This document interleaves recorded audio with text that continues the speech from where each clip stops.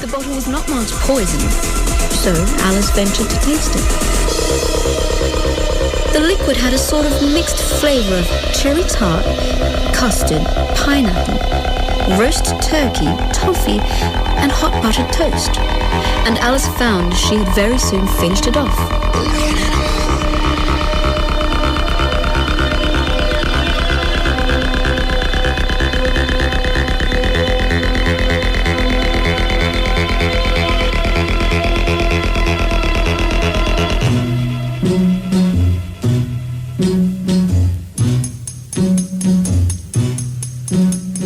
Catch a falling star and put it in your pocket, never let it fade away. Catch a falling star and put it in your pocket, save it for a rainy day.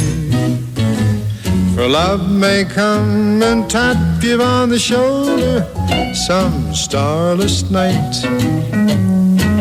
Just in case you feel you wanna hold her, you'll have a pocket full of starlight. Catch a falling star and put it in your pocket, never let it fade away. Never let it fade away. Catch a falling star and put it in your pocket, save it for a rainy day. Save it for a rainy day.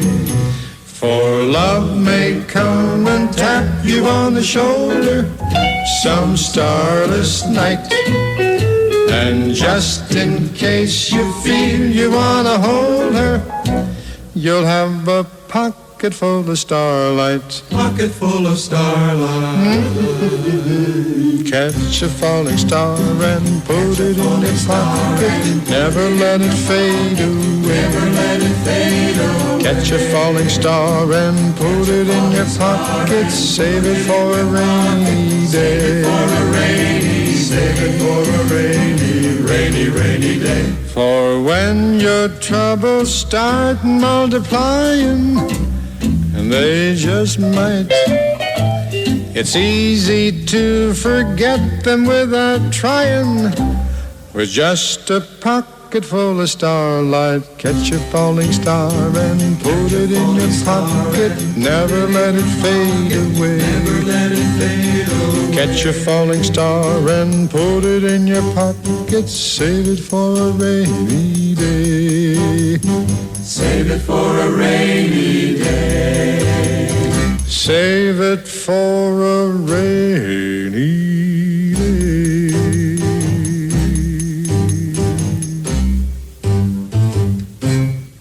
What a curious feeling, said Alice. I feel like I'm getting smaller and smaller, like a telescope that's shutting up. And so she was indeed.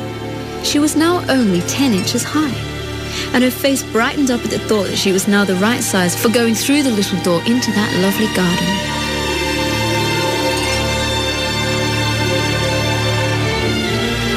But when she got to the door, she found she had forgotten the little golden key, and when she went back to the table for it, she found she could not possibly reach it.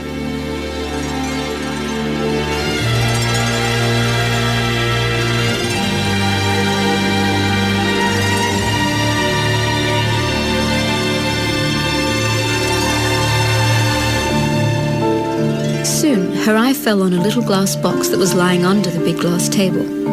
She opened it and found in it a very small cake on which the words, "Eat me," were beautifully marked in currants. "Well, I will eat it," said Alice, "and if it makes me grow larger, I can break my way out. And if it makes me smaller, I can creep under the door. And I don't care which happens." So she set off to work and very soon finished off the cake.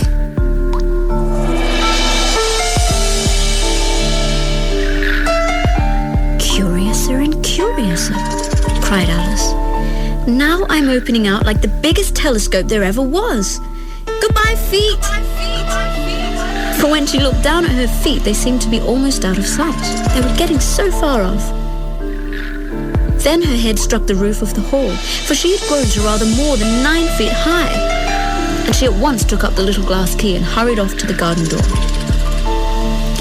Poor Alice! She was now too big again to get through the door, and she sat down and began to cry. She shed gallons of tears, until there was a great pool around her, about 4 inches deep and reaching halfway down the hall.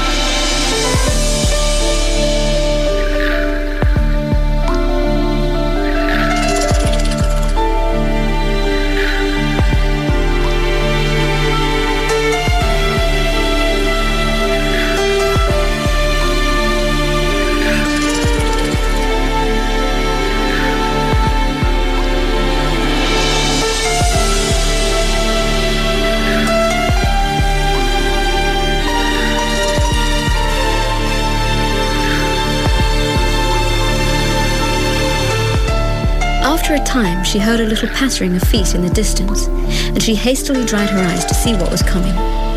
It was the White Rabbit, splendidly dressed, with a pair of white kid gloves in one hand and a large fan in the other. He muttered to himself, "Oh, the Duchess! Oh, the Duchess! Oh! Won't she be savage if I've kept her waiting?" Alice felt so desperate that she was ready to ask help of anyone. So, when the rabbit came near her, she began in a timid voice, "If you please, sir." The rabbit started violently, dropped the gloves and the fan, and scurried away into the darkness.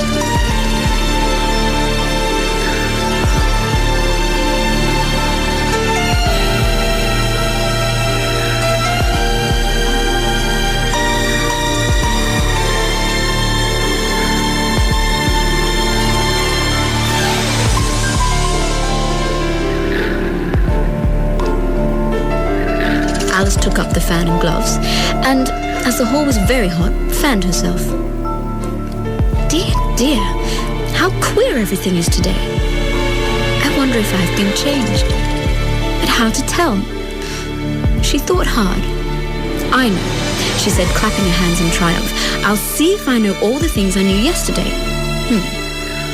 Let me see. 4 times 5 is 12, and 4 times 6 is 13. 4 times 7 is... Oh, dear. Well, let's try geography. London is the capital of Paris, and Paris is the capital of Rome. No, that's all wrong. Certain. I'll try and say a poem. How doth the little crocodile improve his shining tail and pour the waters of the Nile on every golden scale? How cheerfully he seems to grin, how neatly spread his claws, and welcomes little fishes in with gently smiling jaws. I'm sure those are not the right words. As she said this, she looked down at her hands and was surprised to see that she had put on one of the rabbit's white gloves. How can I have done that? She thought, I must be growing smaller. She got up and went to the glass table again to measure herself by it, and found, as near as she could guess, that she was now about 2 feet high and shrinking rapidly. She soon found out that the cause of this was the fan she was holding, and she just dropped it in time to avoid shrinking away altogether. That was a narrow escape, said Alice. And as she said these words, her foot slipped, and in another moment, splash! She was up to her chin in salt water. Her first idea was that she had somehow fallen into the sea.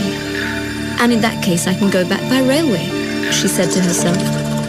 But then she soon realized that she was in the pool of tears she had wept when she was 9 feet high.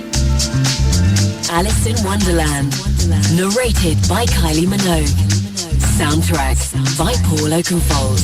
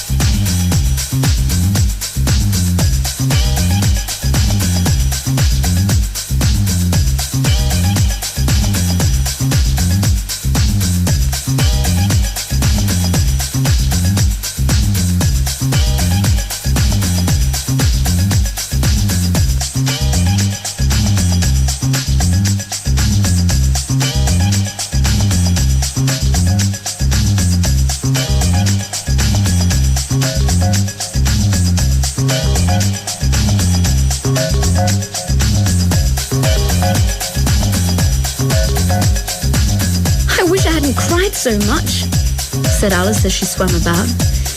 I shall be punished for it now, I suppose, by drowning in my own tears. That will be a queer thing. Just then she heard something splashing about in the pool a little way off, and she swam nearer to make out what it was. At first she thought it must be a walrus or a hippopotamus, but then she remembered how small she was, and she soon made out that it was only a mouse that had slipped in like herself. "Oh, Mouse," she said, "do you know the way out of this pool?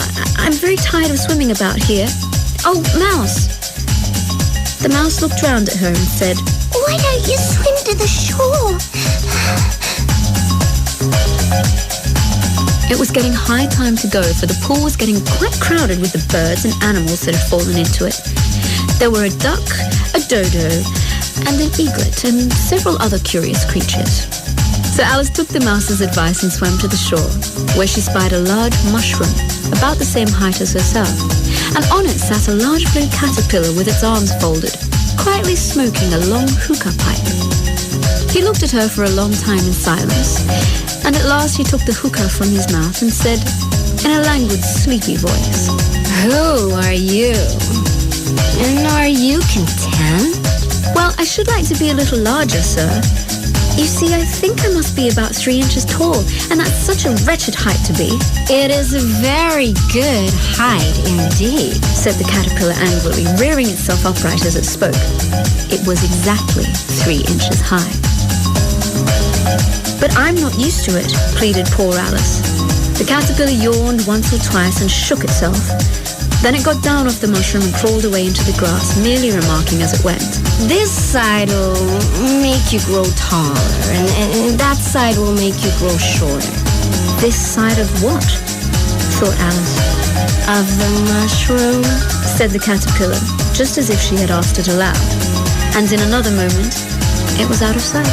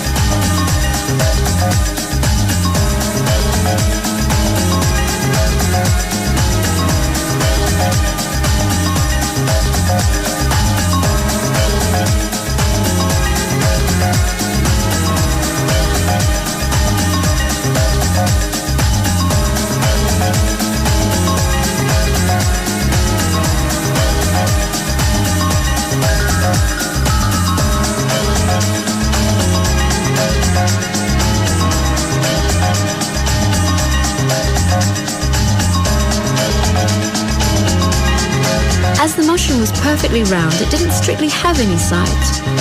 But Alice stretched her arms round it as far as they would go, and broke off a bit of the edge with each hand, then put them in separate pockets, for when she might need them.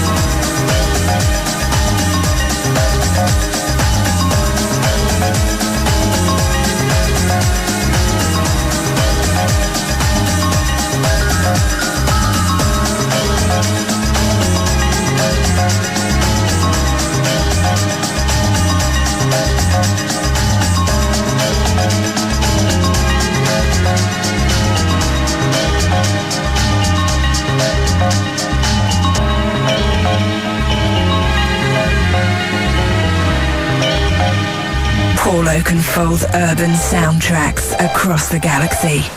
Trust me, it's paradise. This is where the hungry come to feed. For mine is a generation that circles the globe in search of something we haven't tried before. So never refuse an invitation. Never resist the unfamiliar. Never fail to be polite. And never outstay a welcome. Just keep your mind open and suck in the experience. And if it hurts, you know what? It's probably worth it. You hope and you dream, but you never believe that something is going to happen for you. Not like it does in the movies.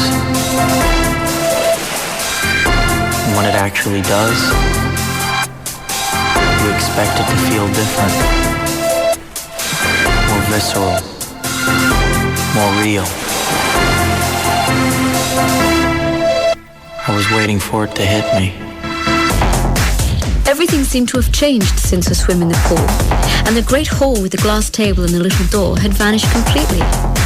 So Alice set off walking to try to find them. It's rather curious, you know, this sort of life, thought Alice. I do wonder what has happened to me. When I used to read fairy tales, I fancied this kind of thing never happened, and now here I am in the middle of one.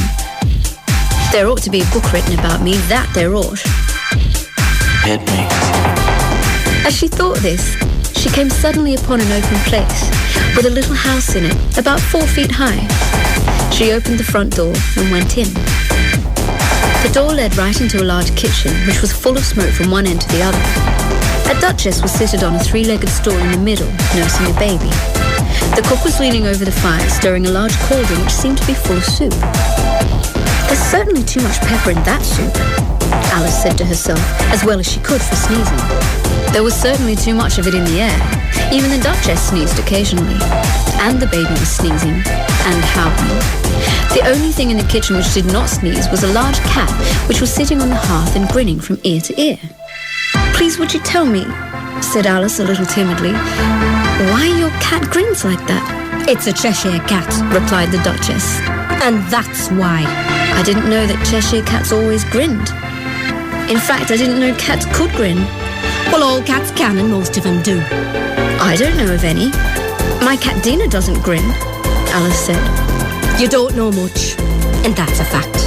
In fact, talking of facts, if everybody minded their own business, the world would go round a good deal faster than it does.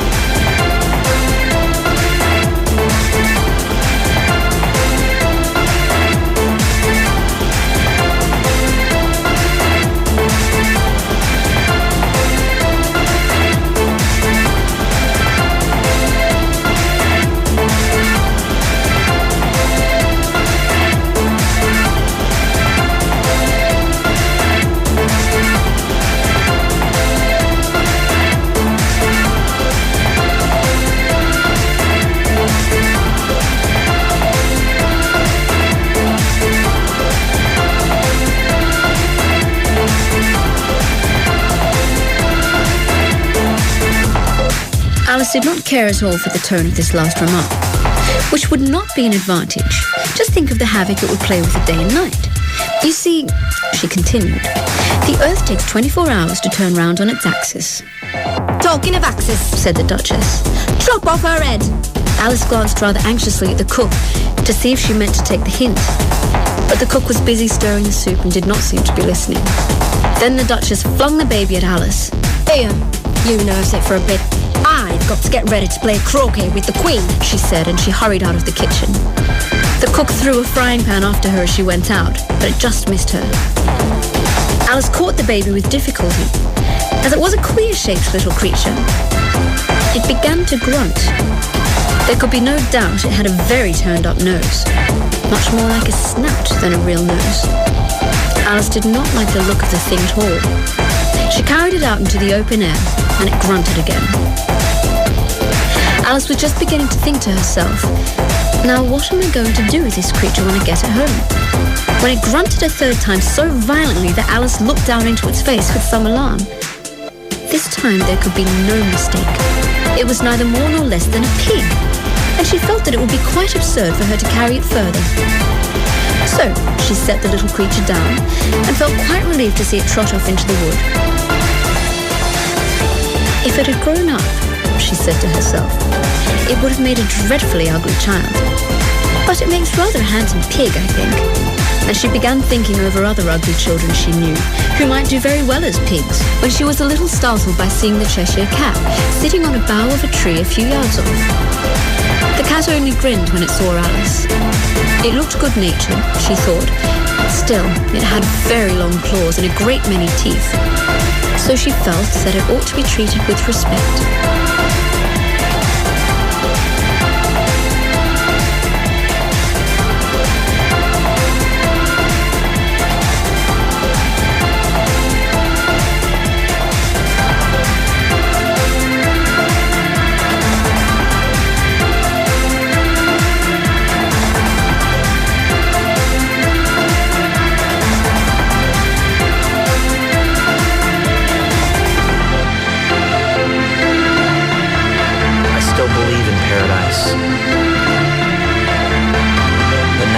I know it's not some place you can look for,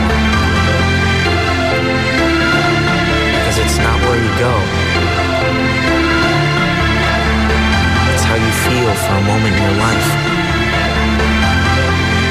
And if you find that moment, it lasts forever.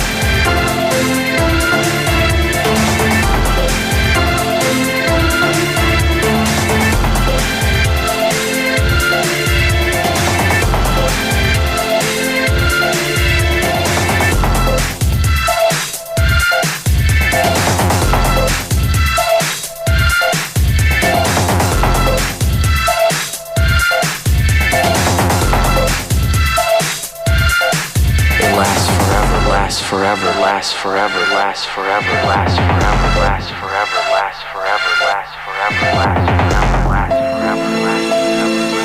Alice in Wonderland by Lewis Carroll. Narrated by Kylie Minogue. Soundtrack by Paul Oakenfold.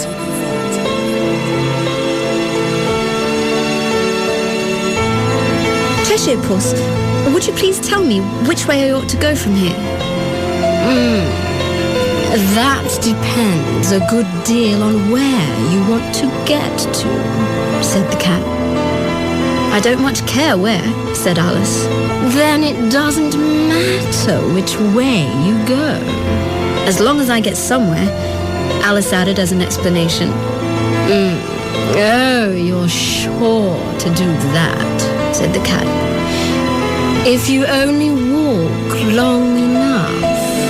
Alice felt that this could not be denied, so she tried another question. What sort of people live about here? In that direction, the cat said, waving its paw around, lives a hatter. And in that direction, waving another paw, lives a March hare. Visit either you like. They're both mad. But I don't want to go among mad people, Alice remarked. Oh, you can't help that, said the cat. We're all mad here. I'm mad. You're mad. How do you know I'm mad? Said Alice. You must be, said the cat. Or you wouldn't have come here. Alice didn't think that proved it at all. However, she went on. And how do you know you're mad? To begin with, said the cat, a dog's not mad. You grant that? I suppose so, said Alice. Well then, the cat went on. You see, a dog growls when it's angry and wags its head when it's pleased. Now, I growl when I'm pleased and wag my tail when I'm angry. Therefore, I'm mad. I call it purring, not growling, said Alice. My cat Dina doesn't growl. Call it what you like, said the cat, licking its lips. Then it said, Do you play croquet with the Queen today? I should like it very much, said Alice. But I haven't been invited yet. You'll see me there, said the cat, and vanished.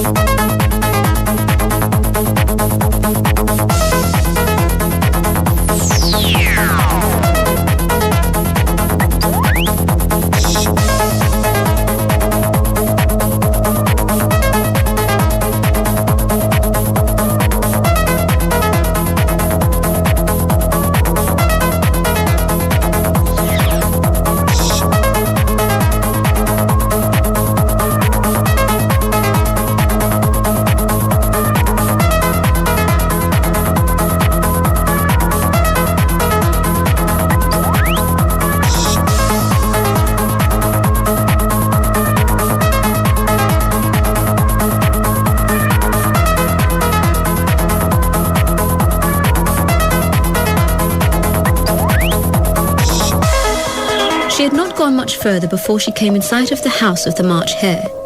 She thought it must be the right house because the chimneys were shaped like ears and the roof was thatched with fur.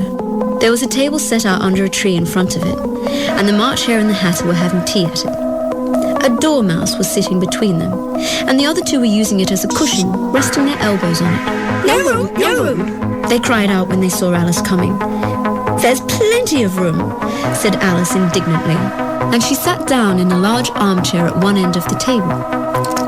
Have some wine, the March Hare said in an encouraging tone. Alice looked all round the table, but there was nothing on it but tea. I don't see any wine. There isn't any, said the March Hare. Then it wasn't very civil of you to offer it. Your hair wants cutting, said the Hatter. He had been looking at Alice with great curiosity, and this was his first speech. You should learn not to make personal remarks, Alice said with some severity. It's very rude. The Hatter opened his eyes very wide on hearing this, but all he said was, "Why is a raven like a writing desk?" Alice thought for some time, then confessed she had no idea. "Nor have I," said the Hatter. "Nor I," said the Hare. Alice sighed. I think you might do something better with the time, she said, than waste it asking riddles with no answers. "If you knew time as well as I do," said the Hatter, "you wouldn't talk about wasting it. It's him. I dare say you've never even spoken to time." Perhaps not, Alice cautiously replied. But I know I have beaten time when I play music. "Oh, that accounts for it," said the Hatter. "He doesn't like beating. Now, if only you kept on good terms with him, he'd do almost anything you liked. For instance, suppose it were 9 o'clock in the morning, just time to begin lessons. You'd only have to whisper a hint to time, and around goes the clock in a twinkling. 1:30, time for lunch." That would be grand, certainly, said Alice thoughtfully. But then, I shouldn't be hungry for it, you know. "Not at first, perhaps," said the Hatter. "but you could keep the time at 1:30 as long as you liked." Is that the way you manage? Alice asked. The Hatter shook his head mournfully. "Not I," he replied. "We quarrelled last March, just before he went mad, you know," pointing with his teaspoon at the March Hare. "It was at the great concert given by the Queen of Hearts, and I had to sing, 'Twinkle, twinkle, little bat, how I wonder what you're at.'" Here the dormouse shook itself and began singing in its sleep. "Twinkle, twinkle, twinkle," and went on so long they had to pinch it to make it stop. "Well, I'd hardly finished the first verse," said the Hatter, "when the Queen jumped up and bawled out, 'He's murdering the time! Off with his head!'" How dreadfully savage, exclaimed Alice. "And ever since that, he won't do a thing I ask. It's always 6 o'clock now."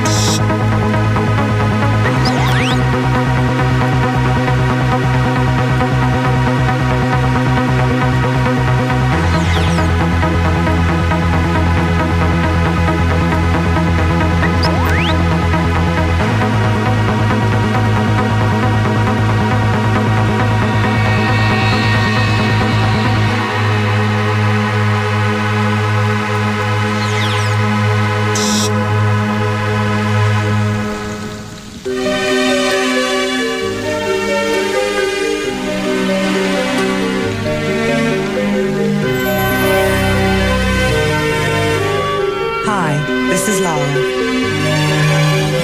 I live for the thrill of the adventure.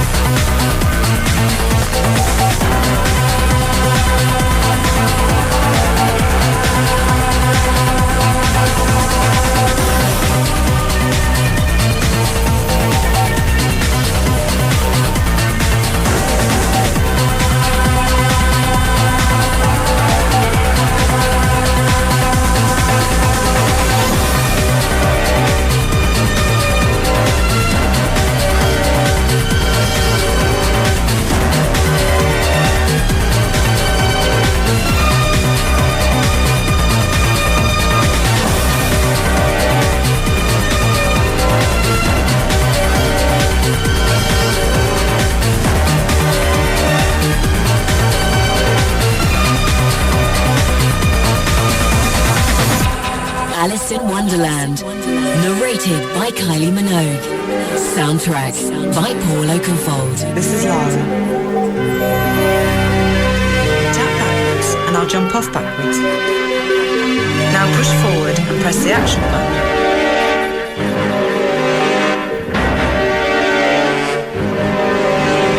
I am sci-fi.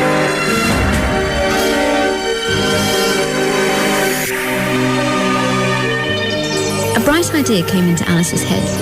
Is that the reason so many tea things are put out here? She asked. Yes, that's it. Said the Hatter with a sigh. It's always tea time. Suppose we change the subject. The March Hare interrupted, yawning. I am getting tired of this. I read that the young lady tells us a story. I'm afraid I don't know one, said Alice, rather alarmed at the proposal. Let the Dormouse shout. They both cried, at which the Dormouse slowly opened his eyes. I wasn't asleep, He said in a feeble voice. I heard every word you fellows were saying. Tell us a story, Said the March Hare. and be quick about it, or you'll be asleep again before it's done. Once upon a time, there were three little sisters. The Dormouse began in a great hurry. They were learning to draw, He went on, slowing down slightly. and they draw all manner of things. Then he began yawning and rubbing his eyes.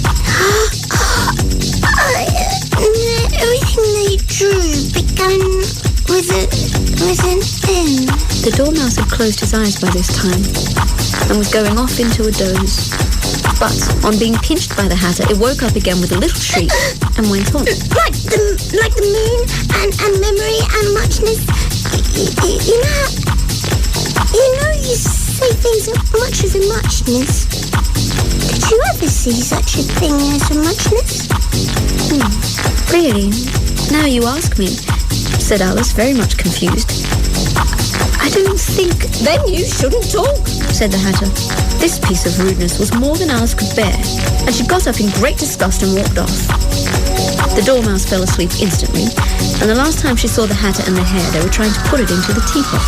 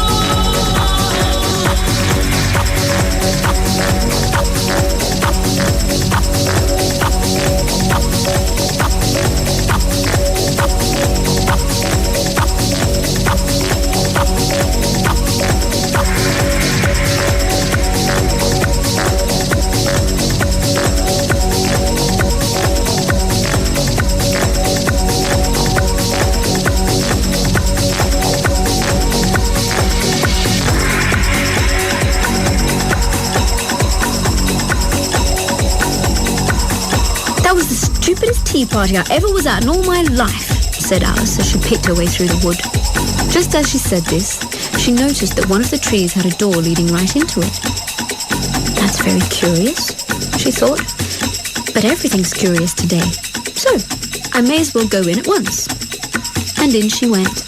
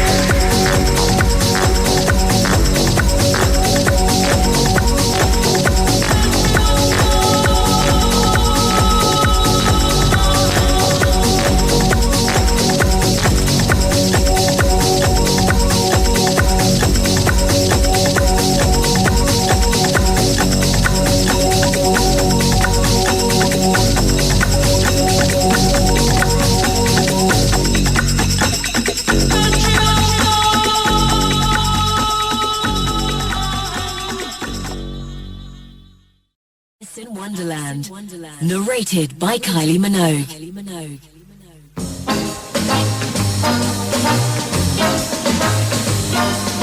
Hey, little girl, comb your hair, fix your makeup. Soon he will open the door. Don't think because there's a ring on your finger, you needn't try anymore. For wives should always be lovers too. Run to his arms the moment he comes home to you. I'm warning you. Day after day, there are girls at the office, and men will always be men. Don't send him off with your hair still in curlers. You may not see him again. For wives should always be lovers too. Run to his arms the moment he comes home to you. He's almost here. Hey, little girl, better wear something pretty, something you'd wear to go to the city, and dim all the lights, pour the wine, start the music. Time to get ready for love.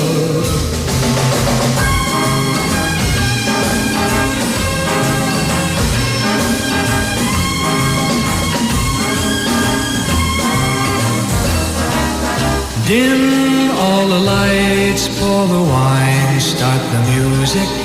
Time to get ready for love. Time to get ready. Time to get ready for love.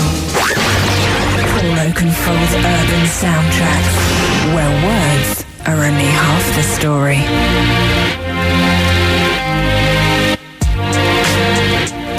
Alice found herself in the long hall and close to the little glass table. Now, I'll manage better this time, she said to herself. She nibbled the growing mushroom, which she took from her right pocket, until she was tall enough to reach the top of the table. So she picked up the little golden key and unlocked the door that led into the beautiful garden. Next, she set at work nibbling at the shrinking mushroom, which she remembered was in her left pocket, until she was about a foot high. Then she could walk down the passage. And then, at last, she finally found herself among the bright flower beds and the cool fountains.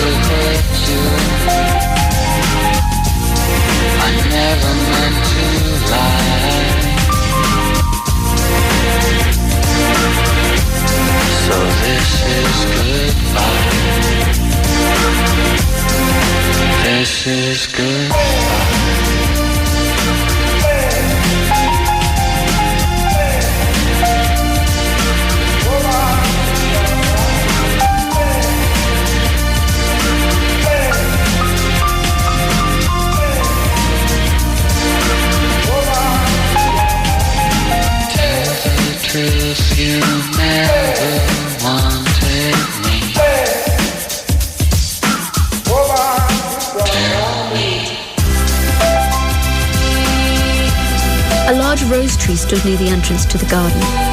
The roses growing on it were white, but there were 3 gardeners hard at work, busily painting them red. And these gardeners were playing cards. A 2, a 5, and a 7 of spades.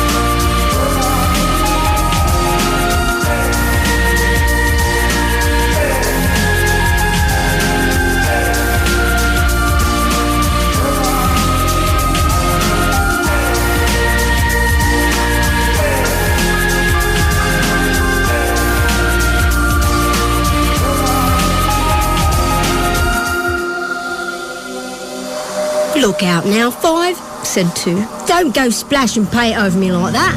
I couldn't help it, said 5 in a sulky tone. 7 jogged me elbow. At which 7 looked up and said, That's right, 5. Always lay the blame on others.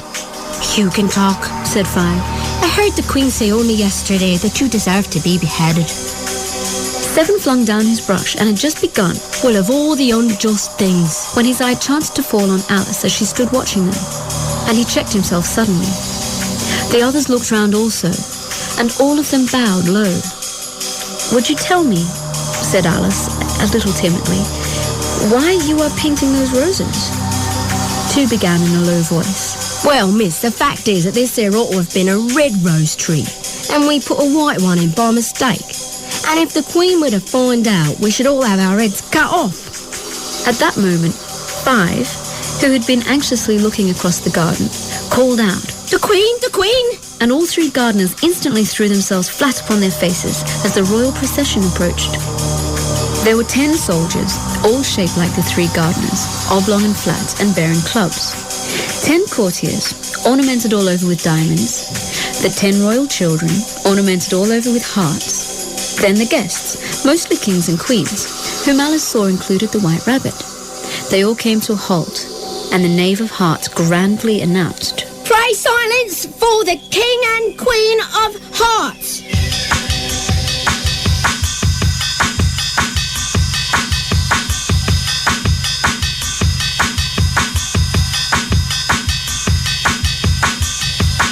Alice was rather doubtful whether she ought not to lie down on her face like the three gardeners. But she could not remember ever having heard such a rule at processions.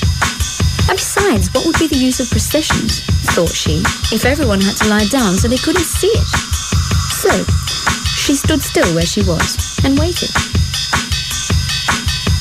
What's your name, child? Asked the Queen. My name is Alice, so please your Majesty, said Alice very politely. But she added to herself, why, they're only a pack of cards after all.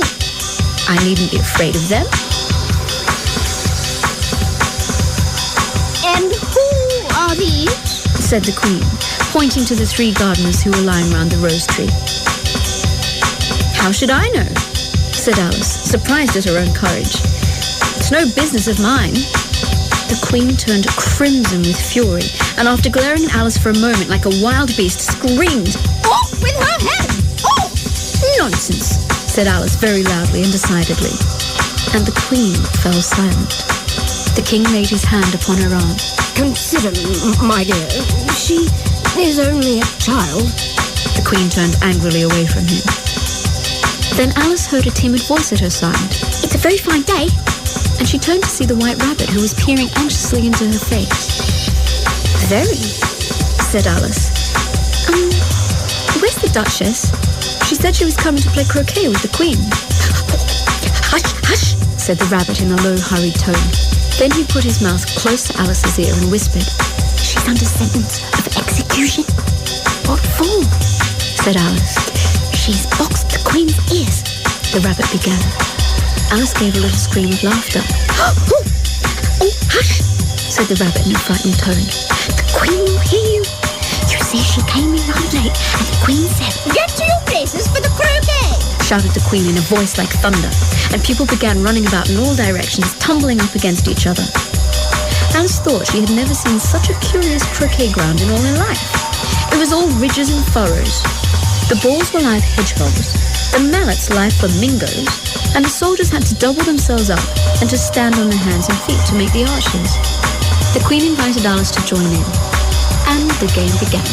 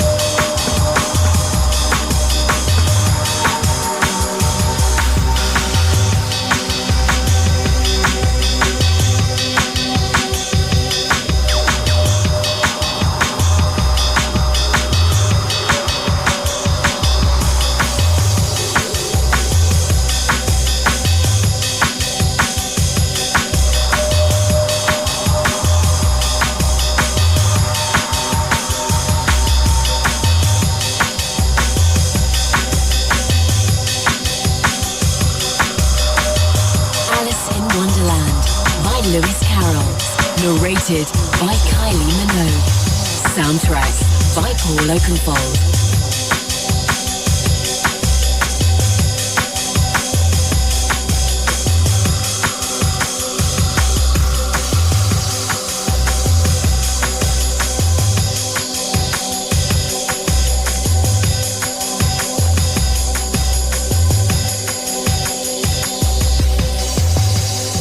Difficulty Alice found at first was in managing her flamingo. It would twist itself round and look up in her face with such a puzzled expression that she could not help bursting out laughing. And when she had got its head down, she found that the hedgehog had unrolled itself and was in the act of crawling away. And when she took aim, the doubled-up soldiers were always getting up and walking off to other parts of the ground. She soon came to the conclusion that croquet was a very difficult game indeed. The Queen fell into a furious passion and went stamping about and shouting, "Off with his head! Then, Off with her head!" about once a minute. It's a great wonder there's anyone left alive, thought Alice. She was looking about for some way of escape when she noticed a curious appearance in the air. It puzzled her very much at first, but after watching it for a minute or two, she made it out to be a grin, and she said to herself, "It's the Cheshire Cat. Now I shall have somebody to talk to." "How are you getting on?" said the cat, as soon as there was mouth enough for it to speak with. Alice thought, there's no use replying until its ears have come, or at least one of them. In another minute, though, the cat's whole head had appeared, and Alice put down her flamingo. "I don't think they play it all fairly. The balls and hoops keep running away." "And how do you like the Queen?" it asked. "Not at all," said Alice. "She's so extremely..." Just then she noticed that the Queen was close behind her listening, so she went on. "Likely to win, that it's hardly worthwhile finishing the game."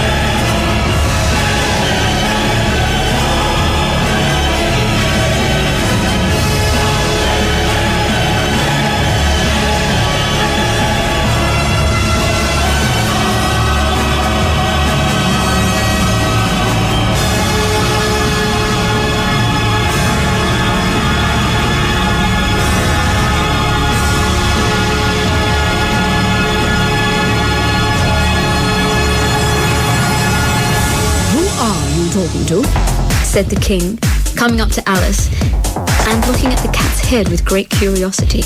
"It may kiss my hand, if it likes." "I'd rather not." "Don't be impertinent." "Off with his head," said the Queen without even looking round, and the executioner dutifully stepped forward. Taking one look at the Cheshire Cat, he stated that he couldn't cut off the head unless there was a body to cut it off from. Hit me. That he had never had to do such a thing before, and that he wasn't going to start at his time of life. The King maintained that anything that had a head could be beheaded, and that the executioner wasn't to talk nonsense. Then the Queen said that if something wasn't done about it in less than no time, she'd have everybody executed. Alice could add nothing, except to tell the King and Queen that the cat belonged to the Duchess. "Fetch her here!" screamed the Queen, and the executioner shot off like an arrow. The cat's head began fading away the moment he was gone, and by the time he had come back with the Duchess, it had entirely disappeared. So the King and the executioner ran wildly up and down looking for it, while the Queen, standing with her arms folded and frowning like a thunderstorm, addressed the Duchess, stamping on the ground as she spoke. "Now I give you fair warning. Either you or your head must be off, and that in about half no time. Take your choice." The Duchess took her choice and was gone again in a moment. Then the Queen said to Alice, "Have you seen the mock turtle yet?" "No," said Alice. "I don't even know what a mock turtle is." "It's the thing mock turtle soup is made from. Come with me, and he shall tell you his history." As they walked off together, Alice heard the king say in a low voice to the assembled crowd, "You are all pardoned," which cheered her up, for she felt quite unhappy at the number of executions the queen had ordered.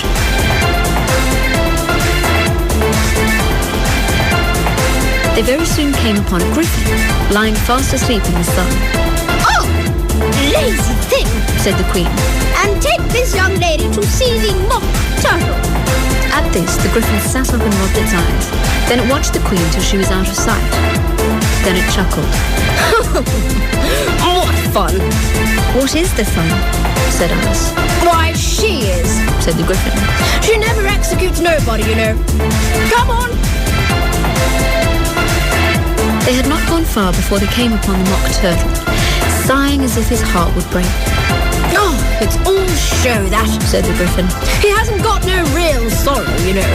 So they went up to the mock turtle, who agreed to tell his story provided he wasn't interrupted.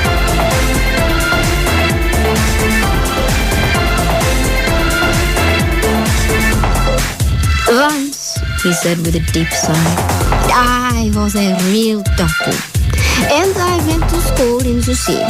The master was an old turtle. We used to call him Tortoise." "Why did you call him Tortoise if he wasn't one?" interrupted Alice. "We called him Tortoise because he taught us." "Really, you are very dull." "And he taught us reading and writing and the different branches of arithmetic. Ambition, distraction, uglification, and derision.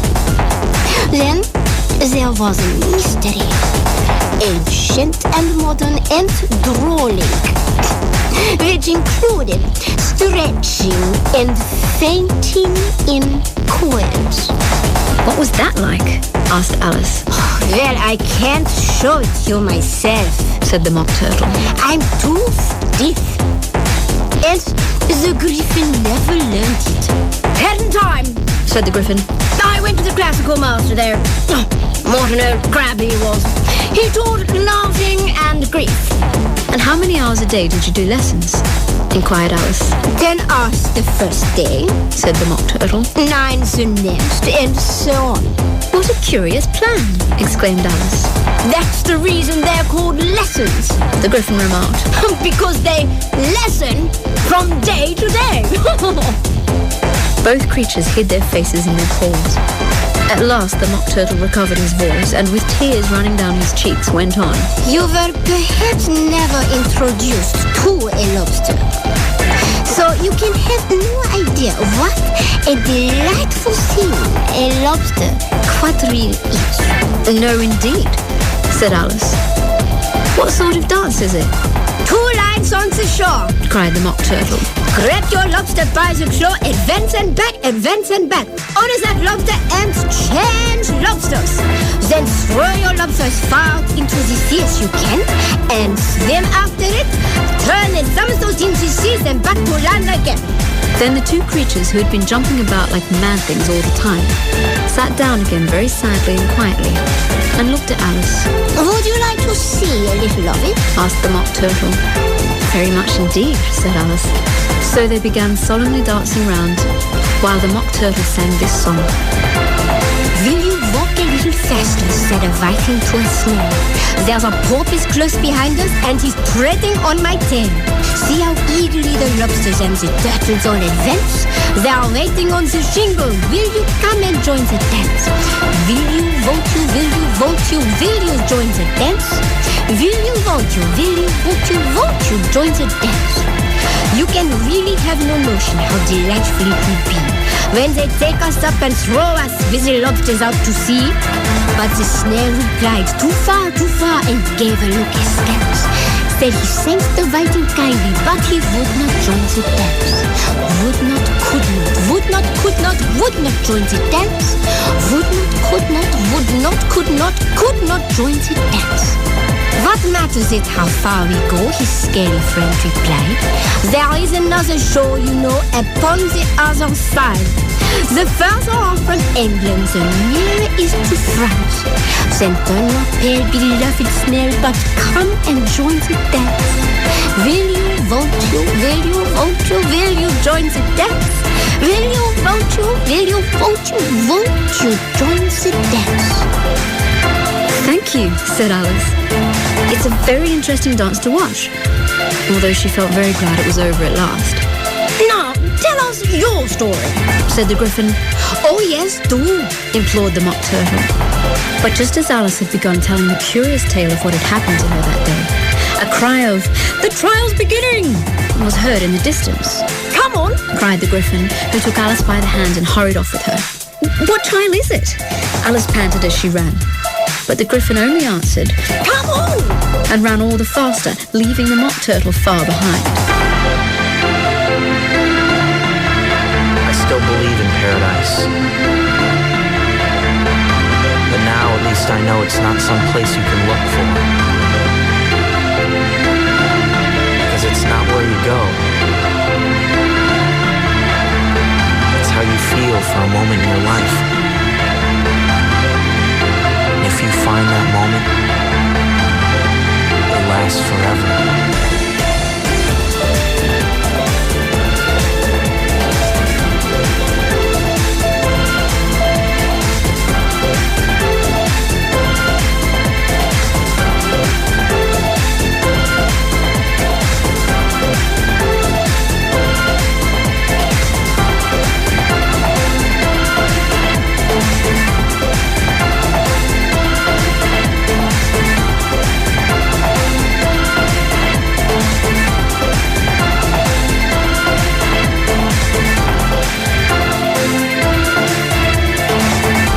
Alice in Wonderland, narrated by Kylie Minogue.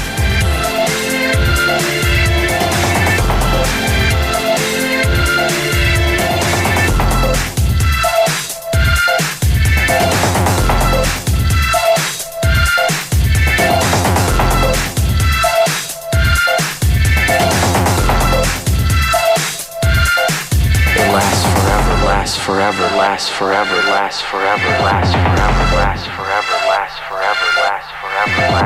All Oakenfold urban soundtracks across the galaxy. The King and Queen of Hearts were seated on their throne when they arrived, with a great crowd assembled about them. All sorts of little birds and beasts, as well as the whole pack of cards. The Knave of Hearts was standing before them, in chains, with a soldier on each side to guard him. And near the king was the White Rabbit, with a trumpet in one hand and a scroll of parchment in the other. In the middle of the court was a table with a large dish of tarts upon it. They looked so good that they made Alice feel quite hungry.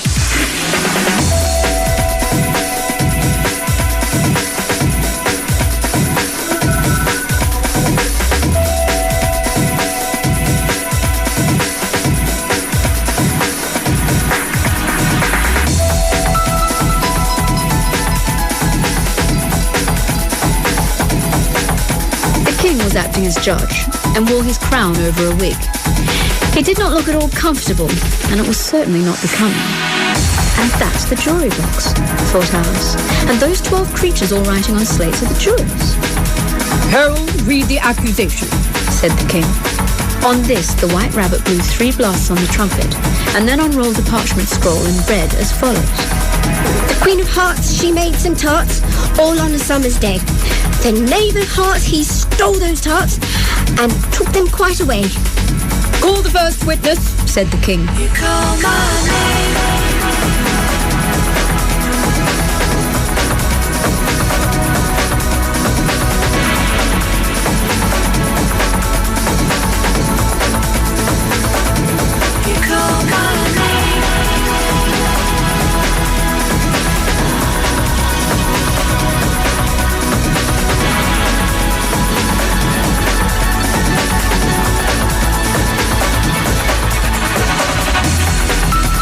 First witness was the Hatter. He came with a teacup in one hand and a piece of bread and butter in the other. I beg your pardon, Your Majesty, he began, for bringing these in, but I hadn't quite finished my tea when I was sent for. Take off your hat, said the king. It isn't mine, said the hatter. Stolen? The king exclaimed, turning to the jury, who instantly made a memorandum of the fact. I mean, I keep them to sell, said the hatter. You see, I'm a hatter.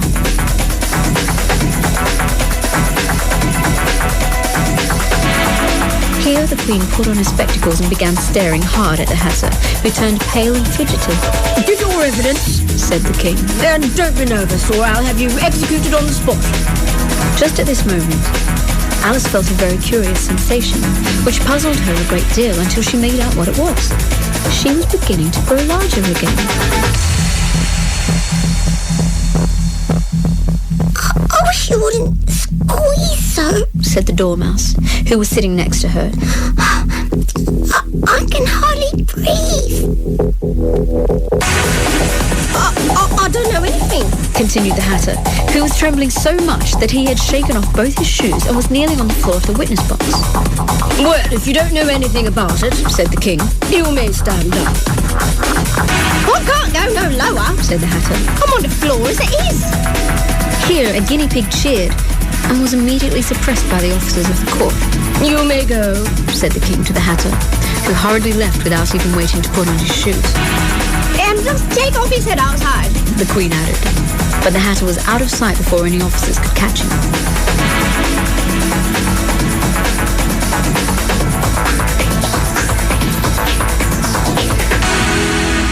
Call the next witness.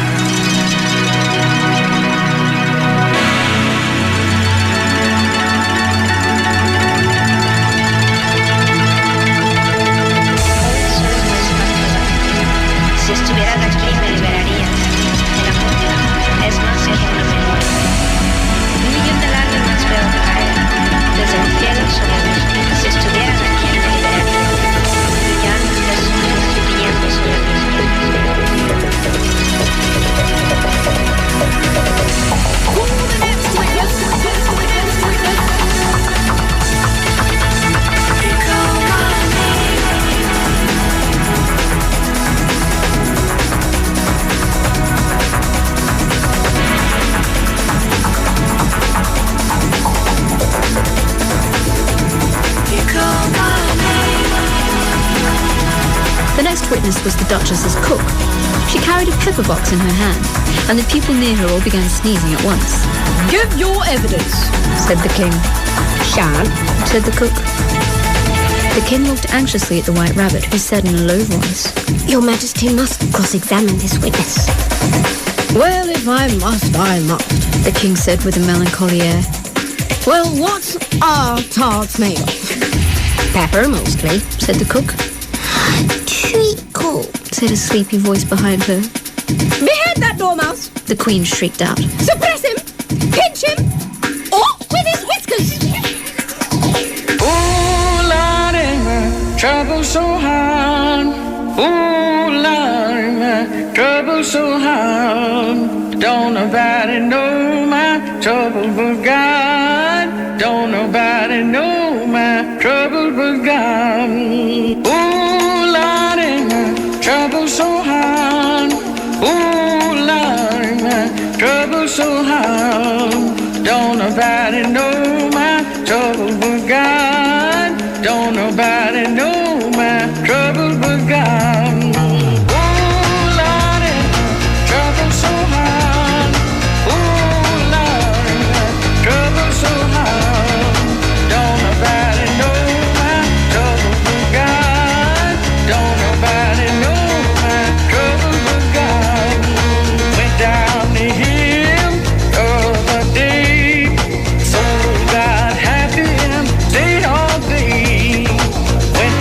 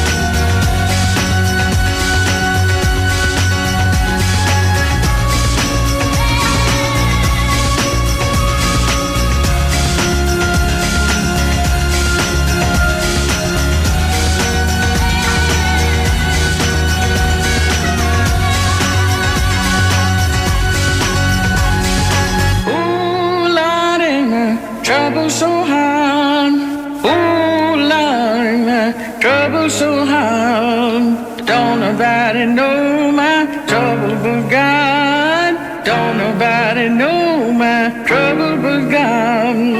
Oh, Lordy, my trouble so hard. Oh, Lordy, my trouble so hard. Don't nobody know my trouble but God. Don't nobody know my trouble but God.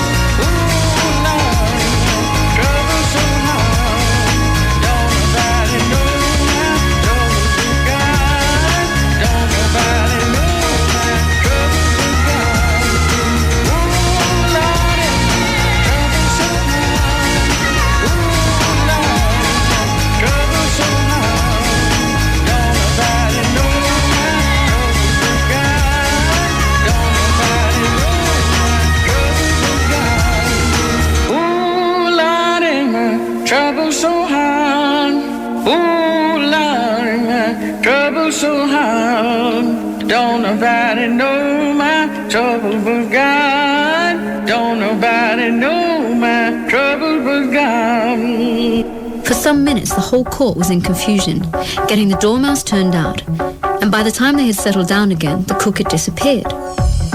Call the next witness, said the king, looking somewhat relieved he didn't have to deal with the cook again. Alice watched the White Rabbit as he fumbled over the list, feeling very curious to see what the next witness would be like. For they haven't got much evidence yet, she said to herself. Imagine her surprise when the White Rabbit read out, at the top of his shrill little voice, the name... Alice! Here! Cried Alice, quite forgetting in the flurry of the moment how large she had grown in the last few minutes. And she jumped up in such a hurry that she tipped over the jury box with the edge of her skirt, upsetting all the jurymen onto the heads of the crowd below. And there they lay, all sprawling about. Oh, I beg your pardon, she exclaimed in a tone of great dismay, and began picking them up again as quickly as she could. Unfortunately, in her haste, she put Sidney the Lizard back in the jury box head downwards, who eventually managed to right himself with considerable difficulty, but then seemed too overcome to do anything but sit with his mouth open, gazing up into the roof of the court.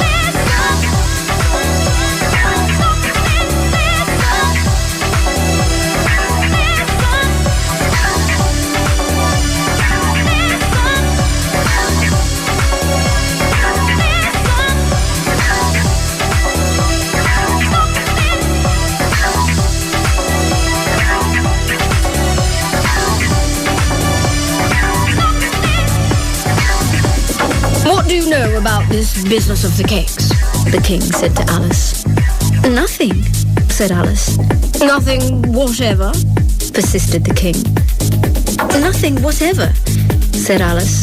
That's very important, the king said, turning to the jury, who by this time had recovered their slates and chalks and were writing furiously. Unimportant, Your Majesty means, interrupted the White Rabbit in a very respectful tone. No, unimportant, of course, no, I meant, the king hastily said. Some of the jury wrote important, while the others wrote unimportant.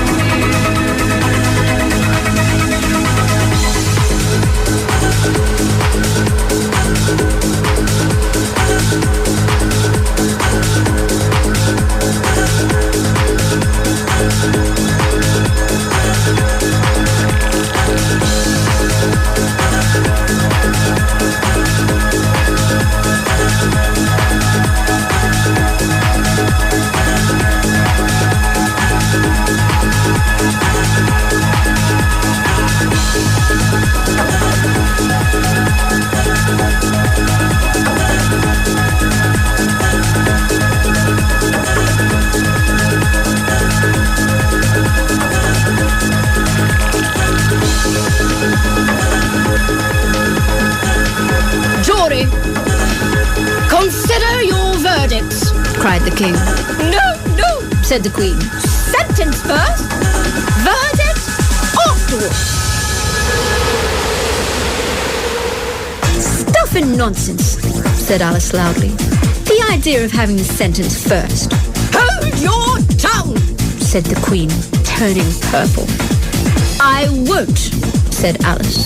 Off with her head, the queen shouted at the top of her voice. Nobody moved, for Alice had grown to her full size by this time. Who cares for you, she said. You're nothing but a pack of cards. At this, the whole pack rose up into the air and came flying down upon her.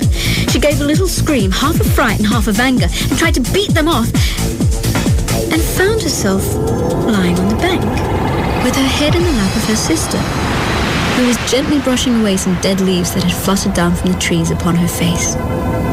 Wake up, Alice dear, said her sister. Why, what a long sleep you've had. Oh, what a curious dream, said Alice. And she told her sister, as best as she could remember them, all the strange adventures that you've just heard.